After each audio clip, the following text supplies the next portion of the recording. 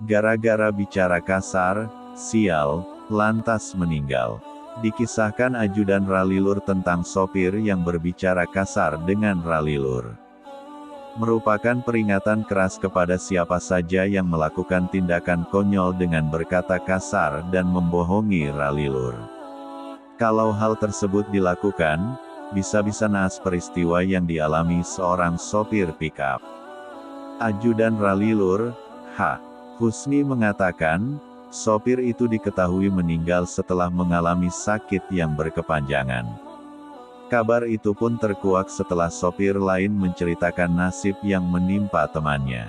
Kisah tersebut berawal ketika Husni bersama Ralilur melakukan perjalanan dari Kecamatan 10 menuju Desa Banjargalis, Bangkalan, Madura.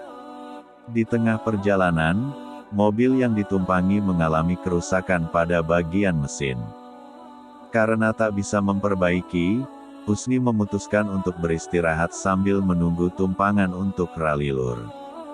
Beruntung, setelah beberapa menit beristirahat, ada sebuah mobil pick-up melintas di sebuah jalan desa.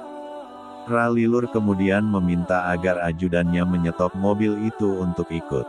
Namun setelah dicegat, sang sopir berkata kalau mobilnya tidak dibuat angkutan. Lok muak tidak mau muat, Red, kata sang sopir dengan kasar.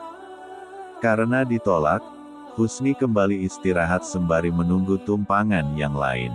Ternyata setelah beberapa meter dari tempat istirahat, mobil yang dicegatnya tadi mengangkut beberapa karung kedondong milik pedagang. Setelah kejadian itu, Husni tidak pernah berpikir apa yang akan terjadi pada sang sopir di balik kata-kata kasar dan bohong yang diucapkan kepada seorang kiai jadab itu. Beberapa bulan berikutnya, Ralilur berniat untuk melakukan perjalanan keliling kota Bangkalan. Seperti biasa, Kiai Kasaf ini memerintahkan ajudannya untuk mencari mobil tumpangan. Tapi anehnya, sebelum diperintah mencari mobil, Ralilur berpesan agar memilih mobil pick-up deretan ketiga dari belakang. Karena itu perintah Kiai, saya tidak bisa menolaknya, tuturnya. Perjalanan pun dilakukan. Setelah sampai di daerah pesisir barat Kecamatan Socah, Bangkalan, Ralilur berhenti. Ia langsung melakukan perjalanan ke tengah laut. Saya tidak tahu kemana Kiai berjalan. Tapi beliau terus berjalan hingga tidak kelihatan, kata Husni. Di tengah penantian tersebut, Husni ngobrol dengan sopir pick-up yang menjadi pilihan Ralilur. Ternyata, sang sopir bercerita panjang lebar soal peristiwa yang pernah dialami temannya yang juga sopir pick-up itu. Dikatakan, setelah sopir pertama menolak permintaan Ralilur dengan kata-kata kasar dan bohong, dia terus mengalami banyak peristiwa sial.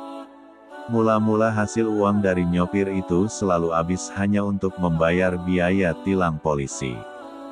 Berikutnya, dia terus mengalami sakit yang tak kunjung sembuh hingga akhirnya meninggal. Sopir pertama yang pegang mobil ini meninggal setelah menolak permintaan Kiai, kata sopir itu lirih. Mendengar penjelasan itu, Husni teringat peristiwa yang pernah dialaminya. Ternyata, Ralilur memilih mobil pick-up pada deret ketiga itu merupakan tebusan dari penolakan sopir yang pernah berkata kasar itu. Karena sopir yang berkata kasar itu dulu juga menyopir mobil yang sekarang dipakai itu.